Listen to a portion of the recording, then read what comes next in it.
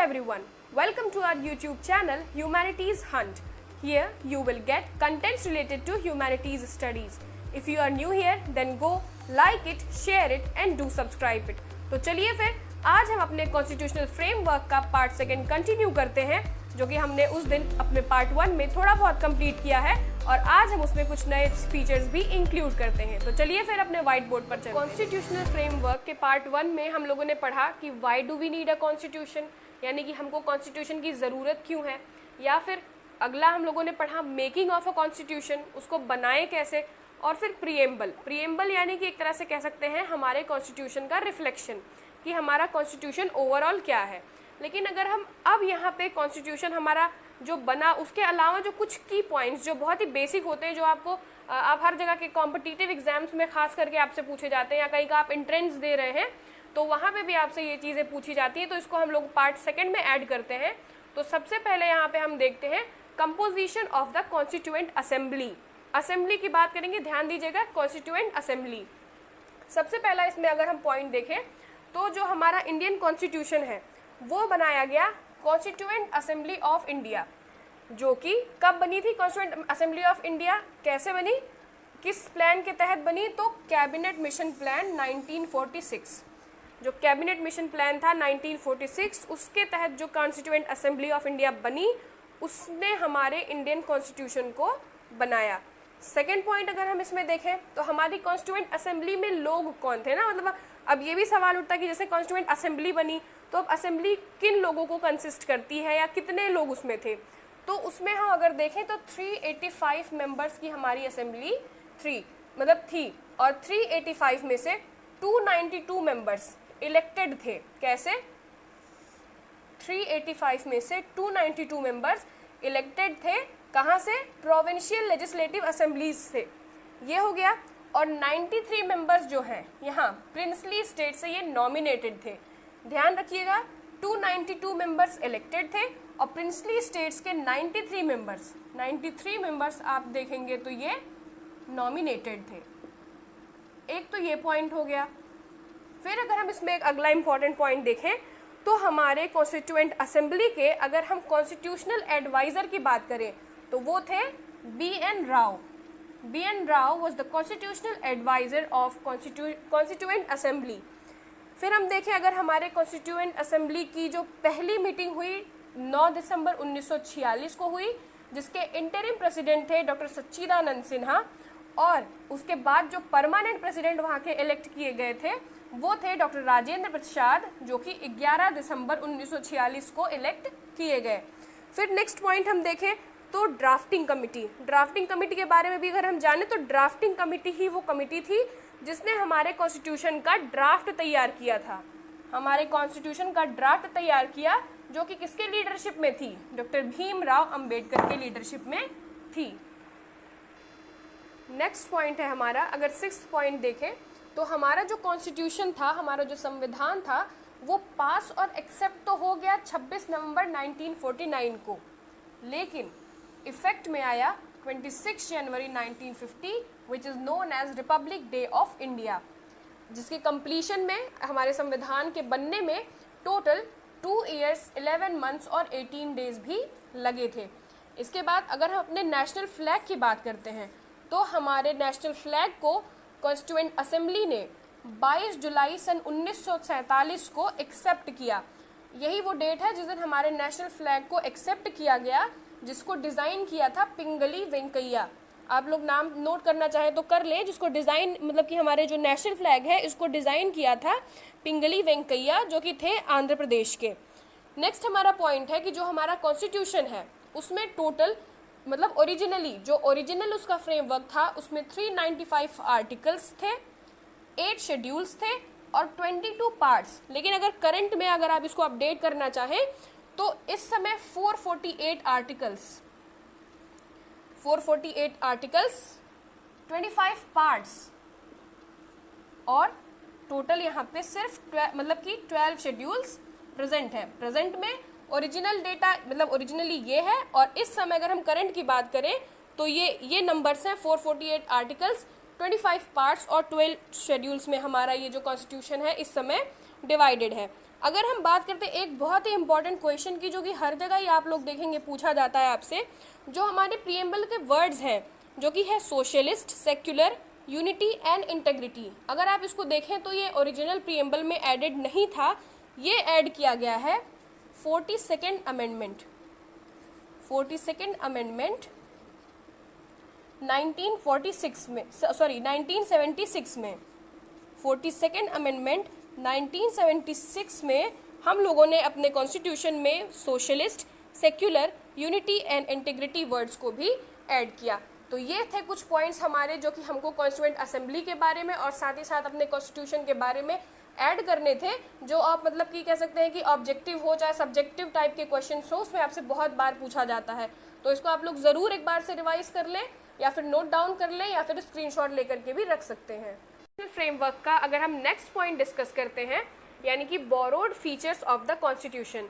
जैसा कि हम लोगों ने पहले ही वीडियो में बात की है कि जो हमारा संविधान है वो कई अन्य देशों के संविधान से प्रेरित होकर के बना है। तो उन संविधानों से हमने क्या लिया है, मतलब क्या ऐसी वैल्यूज हैं, वो हम इसमें आज डिस्कस करेंगे। तो सबसे पहले है, देखिए यूके यहाँ पे मेंशन्ड है, यूनाइटेड किंगडम। सबसे पहला फीचर जो हमने उनसे इंस्पायर होकर के लिया है वो है नॉमिनल हेड। नॉमिनल हेड यानी कि जो हमारे स्टेट का, यानी कि हमारे कंट्री का जो नॉमिनल हेड होगा। स्टेट क्यों? क्योंकि पॉलिटिकल साइंस की टर्म में अगर आप देश की बात करेंगे, देश को डिनोट करते हैं, तो आप स्टेट ही बोलेंगे। तो जो नॉमिनल हेड होगा वो होगा हमारा प्रेसिडेंट, या फिर अगर मोनार्कियल सिस्टम है, नॉमिनल मोनार्कियल ही है, तो वहाँ पे जैसे क्वीन हो गई, जैसे इंग्लैंड में है, तो नॉमिनल हेड होगा प्रेसिडेंट, और बाकी जो रियल पावर्स होंगी that lies with the prime minister. Second point है कैबिनेट सिस्टम ऑफ मिनिस्टर्स। तो कैबिनेट सिस्टम ऑफ मिनिस्टर्स ये है कि जैसे कोई भी जो पार्टी है जो चुनाव जीतती है, तो वो लोग करते क्या है कि अपने जो मतलब जो दो हाउसेज होते हैं, मतलब लोकसभा से जो वो लोग करते क्या है कि वहाँ से वो लोग मिनिस्टर्स को सेलेक्ट करते हैं और एक कैबिनेट फॉर्म करते हैं। तो ये होती है कैबिनेट सिस्टम ऑफ मिनिस्टर्स। तीसरा है पोस्ट ऑफ पीएम, यानी कि प्राइम मिनिस्टर की जो पोस्ट है, ये भी हम लोगों की कहाँ से इंस्पायर्ड है? यूनाइटेड किंगडम से। चौथा है हमारा parliamentary type of government. Parliamentary type of government में ये कि जो भी कोई पार्टी है जो बहुमत से जीतती है, या फिर कह सकते हैं कोalition मतलब गवर्नमेंट है, फिर वो गवर्नमेंट फॉर्म करेगी। अगर वो जीत गई तो अपनी सरकार बनाएगी, और इसके साथ साथ वो जवाबदेह भी होगी दोनों हाउसेज को। ऐसा नहीं है कि वो अपने हिसाब से कुछ भी रूल कर सकती है। अगला जो हमारा पॉइंट है वो है सिंगल सिटीजनशिप, यानी कि भारत, हमारा जो देश है, भले ही 28 राज्यों में बटा हुआ है, लेकिन अभी भी जो हमारी सिटीजनशिप होगी सिंगल सिटीजनशिप है। ऐसा नहीं है कि आप उत्तर प्रदेश के निवासी अलग से कहलाएंगे, फिर आप अलग से फिर इंडियन के मतलब उत्तर प्रदेश या कोई भी स्टेट कंसिडर कर लें तो फिर उसके अलग से कहलाएंगे। ऐसा नहीं है, आप सिर्फ इंडियन होंगे। हम लोग अगर अपनी आइडेंटिटी लिखते हैं तो सिर्फ लिखेंगे कि वी आर इंडियंस। तो ये तो हो गए हमारे borrowed features from United kingdom. फिर हम देखें अगर यूएस से हमने क्या लिया है, तो रिटन कॉन्स्टिट्यूशन। रिटन कॉन्स्टिट्यूशन क्यों? इसलिए रिटन कॉन्स्टिट्यूशन क्योंकि इंडिया जैसी डाइवर्स कंट्री में कह सकते हैं एक तरह से उसको अच्छे से संचालित करने के लिए जो कॉन्स्टिट्यूशन हो वो रिटन फॉर्म में होगा तो बहुत ही ज़्यादा बेहतर होगा। सेकेंड पॉइंट है हमारा फंडामेंटल राइट्स। अब फंडामेंटल राइट्स को अगर हम देखें तो ये article 12 to 35 part 3 of the constitution में आपको देखने को मिल जाएंगे। फंडामेंटल राइट्स, मौलिक अधिकार, आप सबको पता है, ये सब हम लोग आगे के चैप्टर्स में डिस्कस करेंगे। यहाँ पे सिर्फ आप ये देखिए कि हम लोगों ने क्या हमारे बोरोड फीचर्स हैं कॉन्स्टिट्यूशन के। तीसरा है एग्जीक्यूटिव हेड जो होगा वो हमारा प्रेसिडेंट होगा। हम लोग ये चीज़ जान ही रहे, जो हमारी एग्जीक्यूटिव बॉडी है गवर्नमेंट की, उसका जो हमारा हेड होगा वो हमारा प्रेसिडेंट ही होगा, और साथ ही साथ वो आर्म्ड फोर्सेस का सुप्रीम कमांडर भी होगा। इस पॉइंट को अगर आप लोग चाहें तो नोट डाउन भी कर सकते हैं कि आर्म्ड फोर्सेस का सुप्रीम कमांडर भी कौन होगा? प्रेसिडेंट होगा। फिर है चौथा पॉइंट हमारा इंडिपेंडेंस ऑफ जुडिशरी। जो जुडिशरी होगी हमारी, ये किसी भी कंट्रोल में नहीं रहती है, ये इंडिपेंडेंट होगी। क्यों इंडिपेंडेंट होगी? अगर जुडिशरी इंडिपेंडेंट नहीं रहेगी किसी भी कंट्री में तो वहाँ पे कायदे से नियम कानून फॉलो हम लोग नहीं कर सकते। तो जुडिशरी इसलिए इंडिपेंडेंट रहती है ताकि वहाँ पे system of check and balance का बना रहे। चेक एंड बैलेंस, ये भी एक बहुत इंपॉर्टेंट थ्योरी है पॉलिटिकल साइंस में, अगर हम आगे हम लोग देखेंगे। फिर है अगला पॉइंट है हमारा प्रीएम्बल। इसके बारे में तो आप लोग काफ़ी कुछ ही जान गए हैं। तो जो प्रीएम्बल है वो भी हमारा कहाँ से इंस्पायर्ड है, यूनाइटेड स्टेट से। प्रीएम्बल के बारे में आपको एक चीज़ और बता दें कि इसको हमारे इंडिया में प्रपोज किया, मतलब उन्होंने पंडित जवाहरलाल नेहरू ने, और उन्होंने इसको ऑब्जेक्टिव रेजोल्यूशन के नाम से प्रपोज किया बाद में, जो कि आगे चल के ये प्रीएम्बल कहलाया। फिर है यूएसएसआर, फॉर्मर नेम है इसका, जानते ही हैं आप लोग। फिर है फंडामेंटल ड्यूटीज़। फंडामेंटल ड्यूटीज़ जो कि पार्ट 4 ऑफ द कॉन्स्टिट्यूशन में आपको मिलेंगी। ये हमारा यूएसएसआर से इंस्पायर्ड है। फिर आता है हमारा ऑस्ट्रेलिया। ऑस्ट्रेलिया से हमने कंकरेंट लिस्ट का जो कह सकते हैं एक तरह से कंकरेंट लिस्ट को अपने कॉन्स्टिट्यूशन में ऐड किया। अब कंकरेंट लिस्ट क्या होती है, जैसे हमारा जो भी गवर्नमेंट होती है उसमें मतलब कह सकते हैं 3 तरह की लिस्ट होती है, एक स्टेट लिस्ट, एक सेंट्रल लिस्ट और एक कंकरेंट लिस्ट। तो सेंट्रल लिस्ट में क्या कुछ मैटर्स जैसे कि डिफेंस के हो गए या फिर कह सकते हैं इकोनॉमी के हो गए, तो वो सारे मैटर्स आते हैं किस लिस्ट के अंतर्गत, सेंट्रल गवर्नमेंट के अंतर्गत। अब स्टेट गवर्नमेंट के अंतर्गत जैसे कि पुलिस की हो गई, मतलब जैसे पुलिस है या फिर कह सकते हैं एजुकेशन का कुछ भी है, तो वो सारे मैटर्स किसके अंतर्गत आते हैं, वो सारे मैटर्स आते हैं स्टेट के अंतर्गत। लेकिन कुछ ऐसे हिस्से भी होते हैं या फिर कुछ ऐसे मैटर भी होते हैं जो स्टेट और सेंट्रल दोनों ही गवर्नमेंट के अंतर्गत आते हैं, उनको शामिल किया जाता है कंकरेंट लिस्ट में। तो ये लिस्ट ऐसी लिस्ट होती है, यानी कि इसमें वैसे कुछ मैटर्स होते हैं जो कि स्टेट और सेंट्रल गवर्नमेंट दोनों के ही कह सकते हैं कि दोनों के ही अंडर में होते हैं।